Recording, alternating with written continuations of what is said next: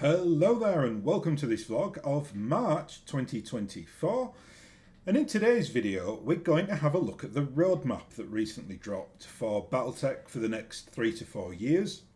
Some really interesting information here, very extensive. There is a ton of stuff here, so I'm going to talk through every pack, but I'm not going to go into copious amounts of detail on what we are getting because it would just take forever. So, there might come to a point where I might delve down into some of this data, but for now we'll just do an overview, so I'll just, be relatively quick when I'm going through it. Other people have done this online as well. In fact, one person I think you should definitely check out if you haven't already done so is Sleepless Ronin.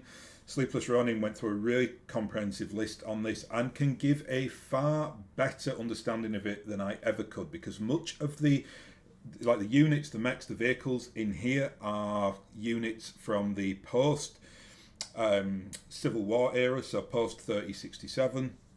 And to be frank with you, I've got a black hole of knowledge, like 70, 80 years between the Civil War and the Ilan era, whereas Sleepless Ronin doesn't. He is involved in and plays in every era of BattleTech, and I think he gave a really nice comprehensive guide to this. He also, he'd made some predictions as well, so went through what predictions he got right and wrong. I will try to remember to put that link in the description below. So if you just want more data on it, more comprehensive data from someone who knows far more about that era, or this era, because we really are moving past now that, well, I say moving past, there's a lot of Civil War stuff in here as well, but some of these mechs I've heard of them, but I've never played them on tabletop, and I don't know that much about them really. So yeah, he's a very good source of information if you want to kind of get into the analysis post. Well, actually he's good at everything, but he especially knows areas of BattleTech that I don't.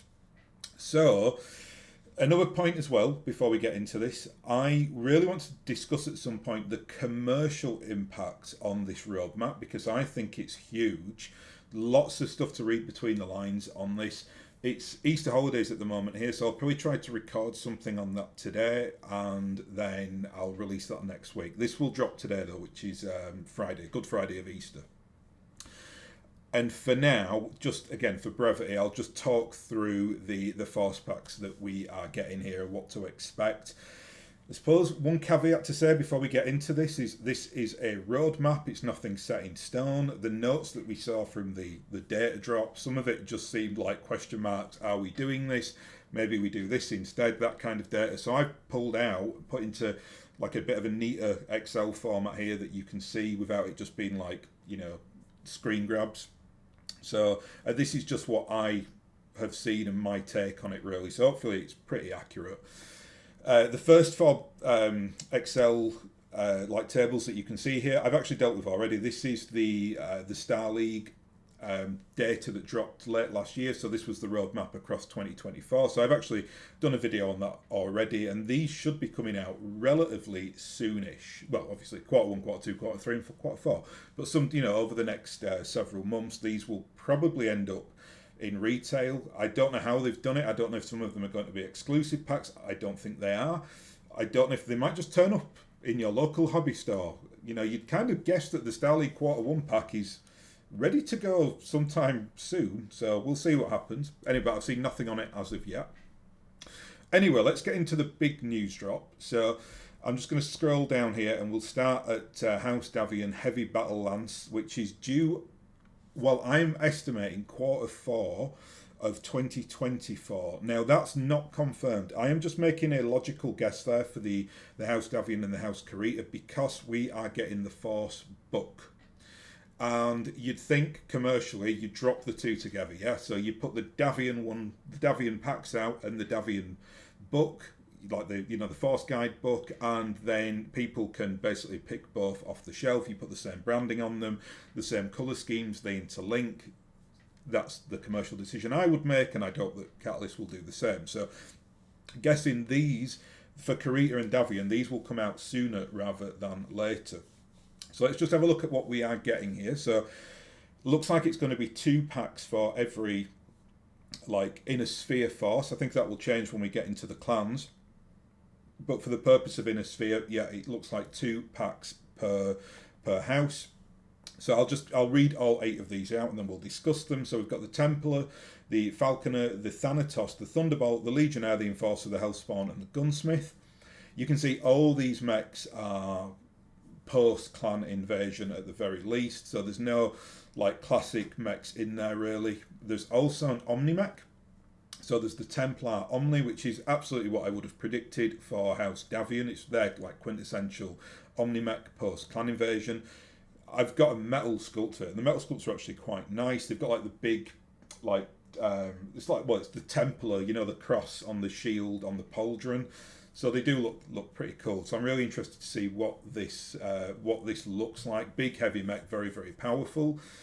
We've then got I'll just pick some to discuss, then we'll move on. We've got a variant of the Thunderbolt there, which is and I hate this, when they kind of get into the FedCom Civil War, they start giving really obnoxiously long, like, variant names. So this is the TDR Mark 9 NAIS. It's just annoying.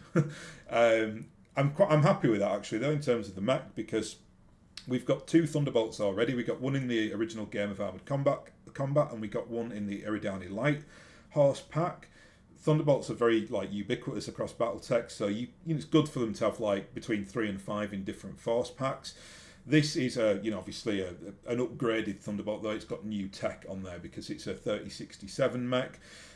Completely fine to have that in Federated Sons or the House Davion forces, because it's they do like mechs like the Thunderbolt. It's got the like ballistics on there.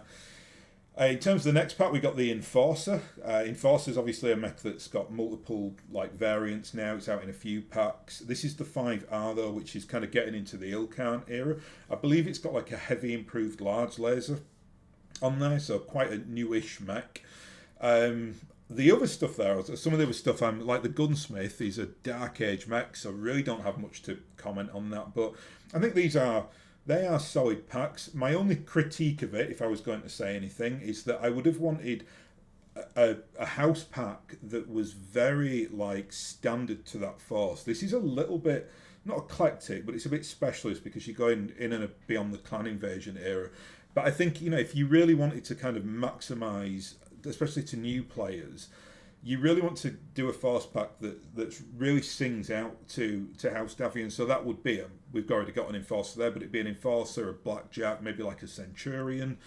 Mechs that just really like simple, nice mechs that are, you don't have all the new tech on there. I know that we've gone past the kind of the older ages of BattleTech now, but I would have just liked to have seen that as somebody can walk into a hobby store, they can pick up the book and they can pick up this very, very easy, it's got a Blackjack, an Enforcer, a Centurion, and something else in there. Obviously that's boring for us established players because we like to see the new mech, so it's good for us to get things like the Falconer and the Thanatos in there.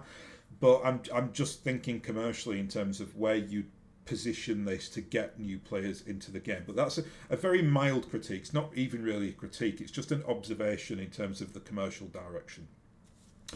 So let's have a look at the House Karita Ranger pack and the House Karita Command Lance next. This contains, these are 2 different sets, but they contain the Avatar, the Chimera, the Venom, the Panther, the Akuma, I'm not sure how you pronounce that, the Shiro, the Grand Dragon, and the Rock Urokubi. I think that's how you say that. These packs are following a pattern of, the first pack is a post-clan invasion up to FedCom Civil War era, and then the next one, it's kind of a bit scattergun, and they've put some like Ilkhan era mechs there, some Dark Age, and some classics as well. But that's good to see, actually, because you get some nice variety there. So let's just have a look at, I'll have a think and talk about a couple of these mechs. So the Omni in here is the Avatar. Avatar, I believe I played on tabletop with the Avatar before. I think it's a pretty good mech. I can't remember if it's very good or just good, but I certainly don't remember being disappointed in it. That's the mech that I would have probably gone for as well with House Karita, just like the Templar for House Davion. We've got the Venom as well, which is a really interesting mech. It's basically like an upgraded Spider. So it's 5 tons heavier than a Spider, and I believe from memory it's got 4 impulses in its like chest and can jump as far as a spider, so it's quite a nasty little mech. Good name as well, of Venom. We've probably got the worst mech or redesign of a mech in BattleTech history, I would say, which is that Panther, the the PNT Mark 10K. Awful mech. It basically just upgrades the regular PPC with an ER PPC. Apart from that, it's pretty much identical to the old Panther. Apart from it generates way too much heat. So it's an awful mech. Interesting mech. I mean, they are interesting to play with. It's just, it doesn't upgrade to double heat sink, so it's horrific.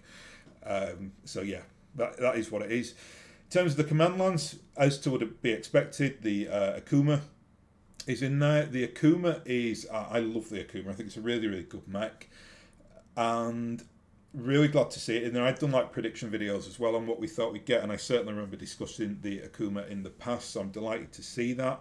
We also get some like very Draconis Combine looking mechs with the Shiro and the Rokurakubi. So these are Dark Age mechs. They both have swords, but if you kind of look these up, the mechs do look very, very DC. And then finally we've got what I think is a bit of a wasted pick here, which is the Grand Dragon. The Grand Dragon is a much better mech than the regular Dragon, but it's a mech that, you know, gets done in the Succession Wars, and I usually play all my dragons as Grand Dragons because it's just a far better mech. So I don't know, it looks almost identical to a regular dragon as well. I suppose the sub-argument to that is you cannot have a Karita pack and not have a dragon in there. You know, like you've got the Panther as well. These are very, very iconic mechs when it comes to Karita. So I think these are very solid packs though, so again, very good to see. In terms of date, yeah, same as House Davian really. I'd expect this out this year or early next year at the latest. Next up, we've got the two House Steiner packs. These are scheduled for Q3 2025, so good year and change away. Some really interesting picks here. So let's just talk about these. So first of all, we've got the Berserker. We've got an Axeman, which is the Axeman 2N variant, which is the famous Adam Steiner variant from the BattleTech cartoon. We've got the Uziel, we've got the Hollander. Then in the next pack, we've got the Fafnir, or the Fafnir, the Zeus, the Thunderfox, and the Rawhide. Thunderfox, to say, is a quad mech as well. So another quad mech that we'll be getting, so that's very interesting. Let's deal with these in turn, because I think this is probably the most interesting pack here. So the first thing to note is there is no Omni, but I think there will be. We'll leave that till the end. There's a Berserker. Everyone's been moaning about not having the Berserker. The Berserker was kind of promised in like the first Kickstarter, I think, so it's now here. Great. Berserker's a fun mech. Good to get a resculpt as well, because it's a bit of a derpy metal model. We're going to deal with the Axeman last. The Uziel and the Hollander. The Hollander is another mech that I've been really keen for us to get, so great to see that they're doing that. The Hollander is just like a walking Gauss rifle. The Fafnir, which is a beast of a mech. I think it's got those heavy Gauss rifles on there. It's absolutely murderous. A Zeus, because Zeus is very much an iconic House Steiner mech, contrary to popular opinion, because everyone talks about the Steiner Scout Lance. You know, yes, they do use atlases, but so does every other House Force. But the Zeus is really House Steiner's like quintessential assault mech. And then we've got that Thunderfox as well, which I know nothing about because it's a kind of a Dark Age mech, but it's a quad mech. And similar for the Rawhide, it's a Dark Age mech, and I'm not too familiar with it.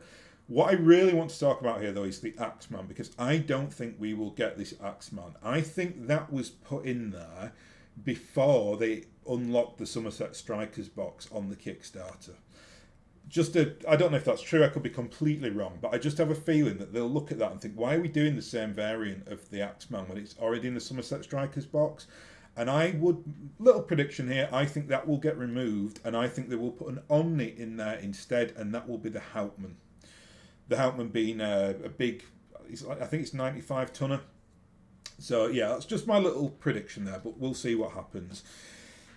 Really interesting point here as well. They haven't yet announced the Capellans or the Free Worlds League packs. They will absolutely be coming, because like with what they're doing with House Davian and House Karita, they'll get their own book or their own Force book, and then they'll presumably attach these Lance packs to it so that they are all in the stores at the same time. No data given though, so we'll see what happens. I am keeping my fingers crossed for the Capellan wave of phenomenal mechs that came post Clan Invasion. Some of my favourite mechs in BattleTech are in those Capellan forces, so we'll see what happens. Free Worlds League, I am very, very ambivalent about the Free Worlds League. I think they are the most boring Innisphere force by some way. Mechs never really sing to me either, so I hope if you're a Free Worlds League player, I hope you get everything you want. But for me, not that interested, to be honest. But we'll see what happens. They might pull something out, put some really interesting mechs in there, but we'll see. Then we've got some. There's 3 Mercenary Pack sets. Yeah, that's right. Force packs, whatever you want to call it, over the next 3 years as well. So the first one is the 21st Century Lancers. This is a Barnes & Noble exclusive, and it's due to be out Q2 next year. So, you know, in and around spring, summer next year. This contains a Stalker, a Jade Hawk, a Shockwave, and a Shadow Cat. So we've got 2 clan mechs in there.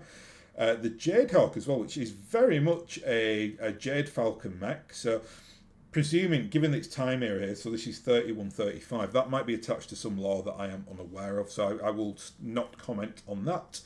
The Stalker, quintessentially a Free Worlds League mech, because they do look... Sorry, Free Worlds League. Yeah, it is a Free Worlds League looking mech is the Stalker, because it's got the big LRMs on there, and they like LRMs. I certainly like to put things like Stalkers and Longbows in Free Worlds League forces anyway, so... That ends up here. Shockwave, I know nothing about. And the Shadow Cat, I would imagine that will be a different variant, because we've already got the regular Omni. So it might be something to do with some lore that I am unaware of. But I think that is an interesting pack, and it would be one that I am interested in getting, because I intend on collecting some weird and wonderful Jade Falcon stuff. So I would want the Jade Hawk in there anyway. Next up, we got the Elysian Lancers. The Elysian Lancers are very much one of the core mercenary forces in BattleTech, along the Eridani Lighthorse, the Northwind Highlanders. I've got to say that I'm completely uninspired by this force pack. This is another Barnes & Noble exclusive. So it's got the Ost series, and it's got the final Ost series mech that we didn't get in the last Kickstarter, so that's the Ost War. But then we've got the Ostsol and the Osrock, which are both going to be in the new Kickstarter, and then we've got a Scarabus. And I don't get this one at all. I have very little interest to get it. For me, you do all the Ost series in one pack, or just not at all. So, you know, if they wanted to do like a 5-pack set of the Ost series, and put the Ost Scout and the... Sorry, no, it's just the 4, isn't it? Because there's just so you just do a Lance pack. So you get the Ost Scout in there. Just don't bother doing it on the Kickstarter. Or, you know, do them all or do them separately. I don't like the way they've done this. I also am not keen on the fact that I think it's the Ost Sol is in the Mercenaries Kickstarter box set, and then the Ostrock is in a regular pack. It's just... The Ost series is so quintessential. Stick them together. Sell it as the Ost series. I just don't know what they're doing here. I don't understand this really at all. But hey ho, we'll move on. Next up, this was the very last thing on the list that I saw. This is the Fox Patrol Star or box set, and this is the Brian Young book from relatively recently. You know, he's not been an author, I think, in BattleTech for too long. He might have been doing it for a long time, but I don't think Fox Patrol's been out that long. This is a pack which, because it's so far in the future, it's due Q2 of 2027, might be liable to change. They might just tie it in with a book release. So, you know, like buy the Force pack and get the book free as a PDF download or on a code or something like that. But this contains a Marauder, a Quick Draw, a Griffin, and a Kit Fox, as you'd expect, and a Locust. I actually love that box set. That's some really, really great, iconic mechs in BattleTech. So loving that. Probably will try to get that when it comes out. So that's really kind of all the core Innisphere stuff. Obviously, we are getting into the clan stuff now. So let's deal with the Clan Wolf packs first of all. So there'll be 3 of these. The Clan Wolf Star and the Ilan Star are due Q1 of 30. I've got to say 3025 then. Good luck not mixing those up. 2025. And that's an interesting one because that's that's like this time next year pretty much. So, you know, something we don't have to wait very long for. But then we've got the Wolf Empire, which is scheduled for Q1 2026, so that's 2 years away. So let's deal with the Clan Wolf Star, like the generic star first of all. So we've got the Orion 2C, we got the Glass Spider or the Galahad, we got the Phantom, the Lobo, and the Ice Ferret. This really is a quintessential Clan Wolf pack. They love their Orion 2Cs. Obviously the Ice Ferret, which I believe is a different variant. I saw that it was going to be the D. So, and that's very much a Clan Wolf mech. We got the Empire Star. We've got the Alpha Wolf, the War Wolf, the Blood Reaper, the Firestorm, and the Storm Wolf. Not much that I can say on any of these because they're all very, very like either new mechs from the clans, which I don't really follow. I'm much more an Innisphere player anyway. Or we've got like, you know, Jihad era going into Dark Age era mechs here, but looks interesting. Obviously, anything to do with Clan Wolf, they put Wolf in there at some level. So, yeah, interesting. Same with this as well. We've got the Night Wolf here. Then the Ilan Star. This one I think is quite interesting. So we've got the Amarok, the Night Wolf, the Dominator, the Nova, and the Wolfen. Nova, I'm presuming it's just like the regular Nova that we all know and love. The rest of it, though, again, very like late era type mechs here. So absolutely the signpost that they are going full in on like the Ilan era, which is great to see. I really do want to see that succeed because obviously if that succeeds, the BattleTech IP will do very, very well. Then we've got some, I suppose. Well, let's just deal with the Clan Jade Falcon. There's 2 forces for these, although the Alania Mercantile League, I'm not sure how you say that. Alenia. They are affiliated with Clan Jade Falcon anyway, so we kind of see this as a double force pack for Jade Falcon. And these are due out. So the regular Jade Falcon Star is due out Q2 2025, and then the Alenia Mercantile League is due out in the first quarter of 2026. And in the Clan Jade car pack, we've got the Jupiter, the Shrike, the Gaia Falcon, the Irie, and the Cougar. That's a great pack. Given that I'm keen to kind of get some of those later era, very iconic Jade Falcon mechs, you know, they've got like the, they look like birds basically, so they look very falcony. So I'm keen to get those. I actually own a Jupiter. I've got an old metal model Jupiter, so they're quite fun models. That's an earlier version here as well. It's kind of a Civil War type era mech is the Jupiter. And then in the Alenia Mercantile League, we've got the Jade Phoenix. We've got another Summoner, which is interesting. A Hellcat, or a Hellhound 2, also known as a Hyra Falcon, and the Butcher Bird. And this very much follows on from the Clan Jade Falcon pack as well. The Summoner, always a mech that I've associated with Jade Falcon, probably because of the old BattleTech cartoon. But, you know, it's good to see you can get a couple of those now, because there is one in the BattleTech Clan Invasion Kickstarter, and it's such an iconic mech across the clans. I always think to myself, they really should, you know, like you've got many variants of the Mad Cat. They really should have made some more of the Summoner and the Vulture as well. But you know, hopefully that's coming. Certainly we've got the Summoner. We've still not got another Mad Dog or Vulture, but we'll see what happens. Next up, I think we've probably got the most interesting force here of the clan packs, which is Clan Hell's Horses. This is, if you don't know anything about Clan Hell's Horses, they are a force which are quite unusual for clans because they play vehicles, or they ride vehicles.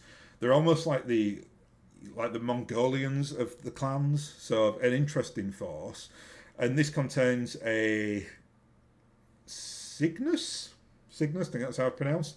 a Hellstar, a Doomcourser, a Hellbringer, the Epona Hovercraft, and an Adder. So there's quite a few things to talk about here. The first is the Doomcourser, which is an Ilkhan era quad Omni. So that's super interesting. We got the E variant of the Hellbringer. We got some...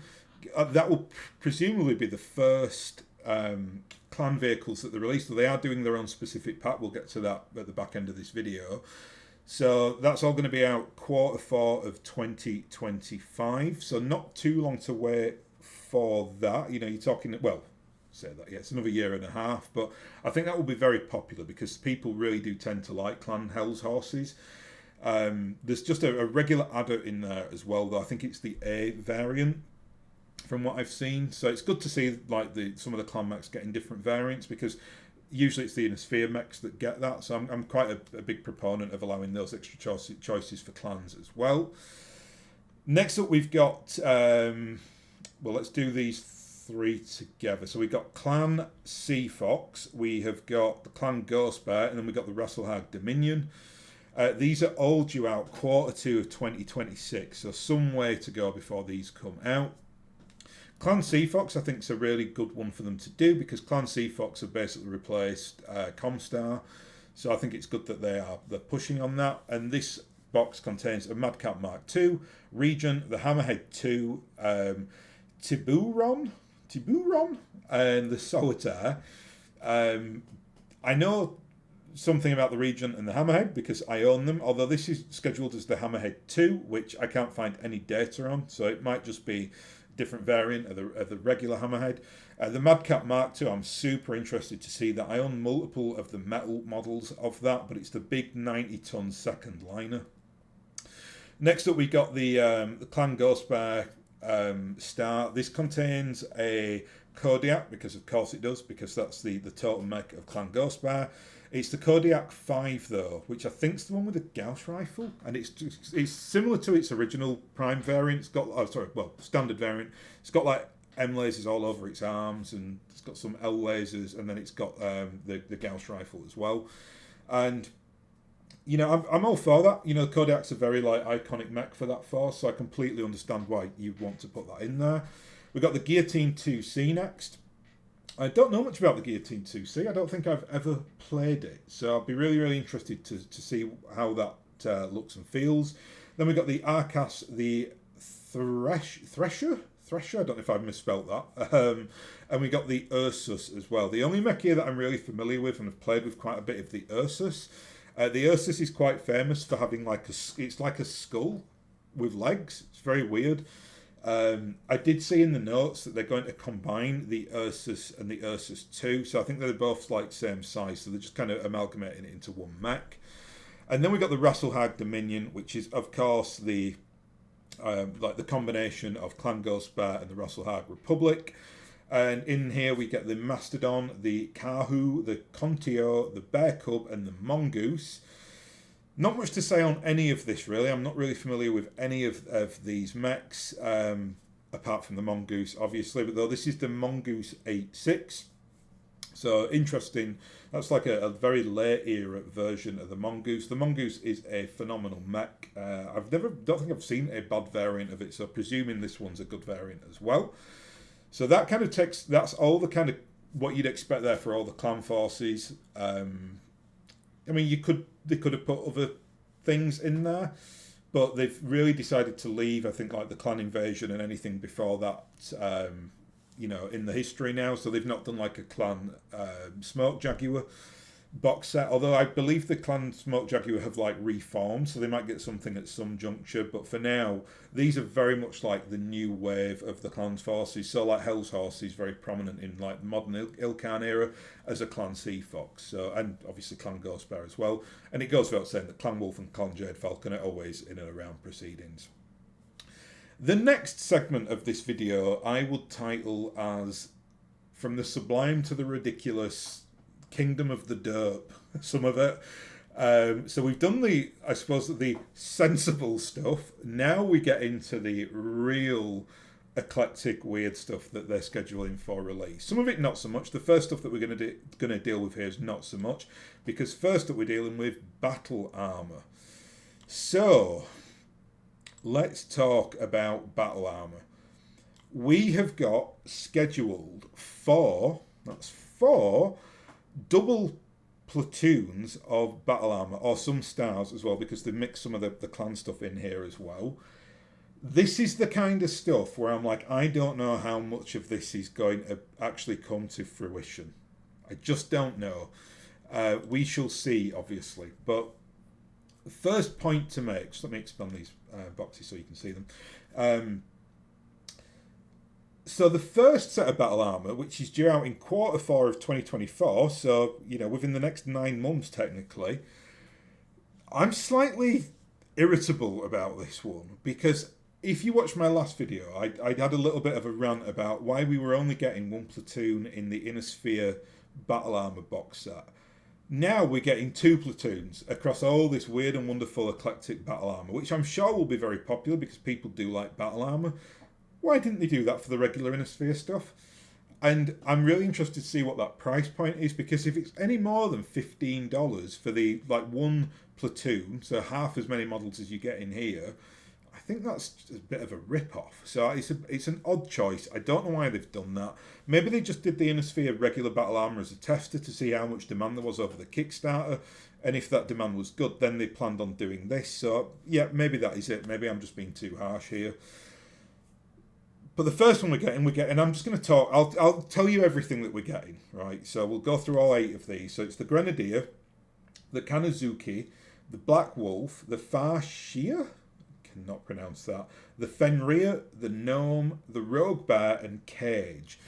Now, these are all scheduled over the next, literally 3 years. So the Black Wolf and the Farshia, they are Q2 of 2025.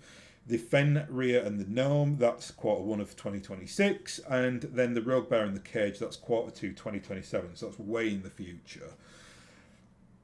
I am, I suppose, happy. I mean, if I was going to choose any of these, because I don't know if I'm going to get any of them, I probably would be interested in the Fenrir and the Gnome battle armor, because I've actually played with the Fenrir and the Gnome before in terms of metal models, but I didn't like the metal models, so I just got rid of them. So, I am interested to see what direction they go in, and I'm sure that these will look great. The Fenrir as well, it's a very derpy battle armor, because it's like quad battle armor, so it's like almost like they're riding in it, like it's like a horse with a person inside the kind of mechanism. It's just really weird. It's kind of that period of BattleTech, along with Protomechs, which, believe you me, we're going to talk about Protomechs here soon enough.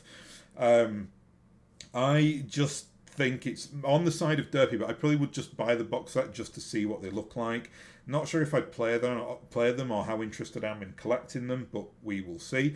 Glad they exist though, because I do know that battle armor is very, very popular, so people will flock to this, I think, and get it. And I'm delighted that they've done 2 platoons of each, which is what they should have done. I say platoons, it's platoons or stars, obviously. Like gnomes, you get a star of gnomes, which is 25 models, because each star has 5 battle armor on there. So interesting to see. Again, I'm fascinated just to see the renders and of this when we get them. So yeah, keep an eye out for that one. So now we go into the real kingdom of the derpy, and this is stuff. When I saw this drop, I was like, wow, I can't believe they're going here. Although I can't on some things I can, but in other things I'm like, I just would not have put a bet on us getting any of this. But let's get into it then. So the first thing we've got is, and this is the King Derp really, we've got the Wars of Reavin theme pack.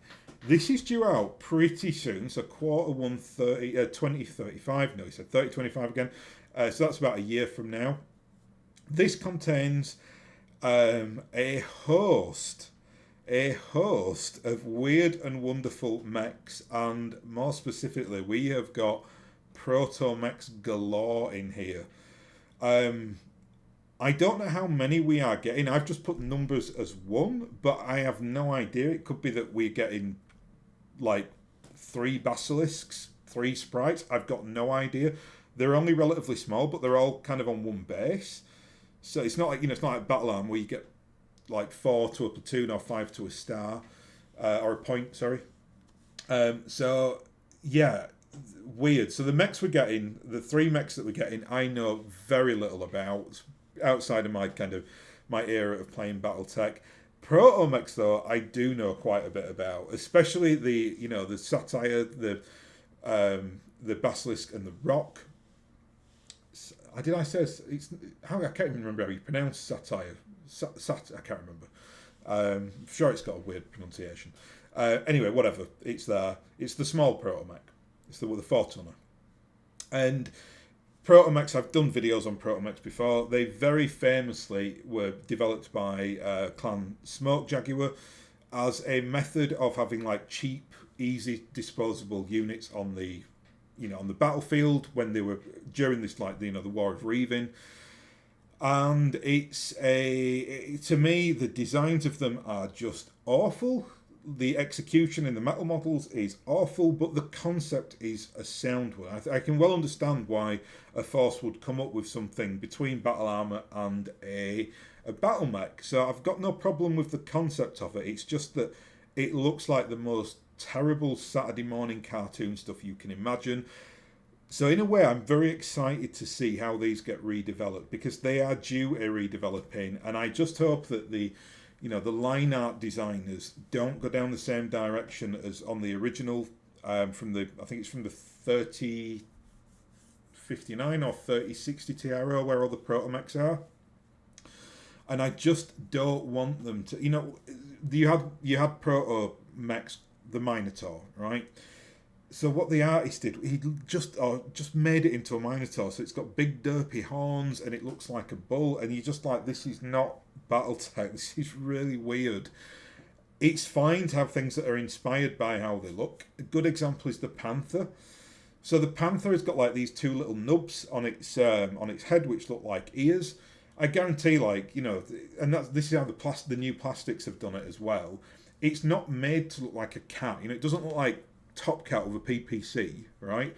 It's just a regular mech, but it's just got a slight feline look to it. So someone in the, and then they did put a little bit of embellishment on it. So it's got 2 little eye slits, so it looks like it's got a bit of a face. And it's kind of a joke. And so whoever's in the factory would have been like, oh, yeah, that head looks a bit like a panther. Or a big cat, let's call it a panther. That's the direction they need to go in. So the Basilisk, which just looks like a big lizard, doesn't have to look like a big lizard literally. It just has to, be mechanical, but it's got a feature that makes it look like someone would say, oh, it's a basilisk, or it's a minotaur or whatever. Just don't be so literal, because it just looks really derpy and really does look like something out of a Saturday morning cartoon. So really, really excited actually to see what these look like in terms of the renders. Next, the 2 other proto mechs there that I'm really not familiar with. That's the Boggart and the Sprite, and I believe the Boggart is like a quad proto mech. These again are beyond the time period that I play in BattleTech, so I'd be super interested to see what designs they come out with as well. Next up, we've got something that I know a lot of the community really want, so fair enough. I'm not going to complain. I don't think it's something I'm particularly keen on though. And this is the Celestials. I believe it's going to be a demi company because there are 6 mechs in here. So that's the Archangel, the Seraph, the Diva, the Grigori, the Pretor, and the Malak. These are all from 3069. The one feature that all these mechs have, the Celestial mechs, they all have retractable blades, which is basically like a little knife swordy type thing that you can attack with in hand to hand. They're all Omni-mechs. I can understand why these are popular, because they're Omni-mechs that are pretty crunchy and they've got hand-to-hand capabilities, so I can well understand why people like them. For me though, I'm as soon as we kind of get into that Word of Blake Jihad era, I just kind of turn off to it. So delighted for people who like that era that they are getting this, because that is one of the quintessential force packs available, so or should be available. Get back into a bit of normality now. So we've got the clan vehicle pack, and we got some battlefield support fortifications. So the battlefield support clan vehicles, this will be the Mars, the Athena, the Joust, and the Donar. The Donar is a VTOL, everything else is tracked. I think that's really good. I think the clans do deserve a vehicle force pack, especially with the arrival of Clan Hell's Horses, because people want to put these in there. I do own a couple of Athenas, definitely have them in metal sculpt. This is due out Q4 of 2025. Should also say as well, because I forgot to say, the Celestial Company comes out Q2 of 2025. So not too long to wait for the Demi Company. You know, probably a couple of years to wait for the Battlefield support clans. But yeah, just again for clan players, I think that's quite important, because we've got so many of the Innisphere vehicle packs now. It's only fair that the clans get some vehicles out there as well. I would, you know, one of my favourite vehicles in BattleTech is the. I'll say that again. Some of my favourite vehicles in BattleTech are the clan vehicles. I especially love things like the Morrigu. I just love the designs. They look very, very different. They don't look like standard vehicles. You can tell that the designers, the artists, unlike things like the Protomex, have actually spent like real time trying to kind of give the clan vehicles like a definitive look and feel. So very, very, you know, happy for clans to get more vehicles, but I would have liked to seen a bit more choice here. Maybe if they did, I don't know, we're getting so much stuff, it's hard to criticise that, but you know, it would have been nice to maybe get a couple of packs here and a bit more variety in terms of the clan vehicles. Then we got this like weird one. This is from Q3 2025, so still some time to wait for this. Just Battlefield support notifications. So all we know about this is there are going to be machine gun nests. There are going to be, of which you get 4. There are light emplacements, of which there'll be 8, and heavy emplacements, of which there'll be 4. So I don't know if like they're different kinds of turrets or like gun emplacements or something like that. No idea, but really, really interesting that the machine gun nest is even though it's a machine gun nest, this will be the first infantry that Catalyst have ever done. I know that battle armor is infantry technically, but this is like proper infantry, right? Without any big bulky battle armor. These are tiny little 6mm, you know, soldiers that will just sit. Presumably, it'll be a few people behind a machine gun. So we may be a bit of, you know, terrain feature, sandbags and stuff like that. So I'm very, very interested to see what they look like. And then coming to a wrap now, we've got our final 2 things to discuss. One of which is derpy, one of which is half derpy. I say derpy, I say that in a nice way. Like it's very good if we get weird and wonderful things in this. So like I said, some of it is just not for me. And this one is not for me. This is the Ares, which is the Omni tripod. This will be due out in Q4 2025. So again, a couple of years to wait for this one. I did see in the notes that this 135 ton mech, because it's going to be huge, and it'll probably be like $20, $30, because it comes with lots of different weapon options to put on there. So you can turn it into like any version of the Ares that you want. I'm glad that this exists. Like the super heavy mechs do deserve something, I think, because people talk about them a lot. People like to play them on tabletop, but just not for me at all. It's a Dark Age mech, so straight away it turns me off. But I'm really interested to see how it looks on tabletop and what direction they're going for tripods. And then finally we got some miscellaneous stuff here, and these are the 2 of these are premium miniatures that they've basically said they're going to release, and the other one is just like a company of mechs, much like we got the company of the urban mechs. This is another one of those. So the first one, this is the Hobgoblin Protomech. So these are 10 ton from 3068. Again, just please don't make them look like Hobgoblins. Just make them look like Proto-mechs, but with a Hobgoblin slant, whatever that means. And then we've got the Blitzkrieg. These are both due out next year. So yeah, the Hobgoblin should come over the next like 9 to 12 months. The Blitzkrieg should come probably summer, autumn in 2025. Blitzkrieg's an interesting mech. It's just got one giant auto cannon on top of it, so I'm quite interested to see how they do that, because I've got one of the old models and it's not great. And then finally we got the company of bug mechs, and when I kind of checked the notes on this, it was 4 stingers, 4 wasps and 4 locusts, and I think that's a wonderful, wonderful idea. There aren't enough. I moan about this a lot. We need more light mechs and more medium mechs instead of this huge like churn of assaults and heavies, which I know are popular and I know sell, but for tabletop play, if you want to kind of do it themed, you do use a lot of light and medium mechs. So it's not really good enough anymore that we only get I think there's one Stinger and one Wasp in the last Kickstarter, so the Clan Invasion Kickstarter, and then there is I think there's a Wasp in the Alpha Strike set. I can't remember either of those mechs anywhere else, and those are probably two of the most common mechs in all of BattleTech. Same with the Locust. We do get a few variants of the Locust, or at least two, so that's not too bad. But this would be great. You could buy this for like $60, and even get two of them. You've got like a real selection of light units to get on the table. Stuff that's disposable that you can use for all manner of different like campaign plays, where you might just need like an NPC type force where they've just got like Stingers and Locusts and Wasps. Great for that, obviously, instead of having to go and buy loads of different force packs or whatever else. So that's it. What a monster of a news drop that was. So I've got some time today to cover that. Really interesting. In the next video, I'm going to go into the commercial reasoning for this and what I think the implications will be on the commercial side of BattleTech over the next few years, given that we've got this blueprint. So yeah, keep a watch out for that. I might have a few hot takes as always. But I'm going to leave it there because I think this has been quite a long one. Again, check out Sleepless Ronin's vid if you want more commentary on the mechs, because he does a great job of talking about that. Anyway, I will leave that here, and I will hopefully catch you again next time.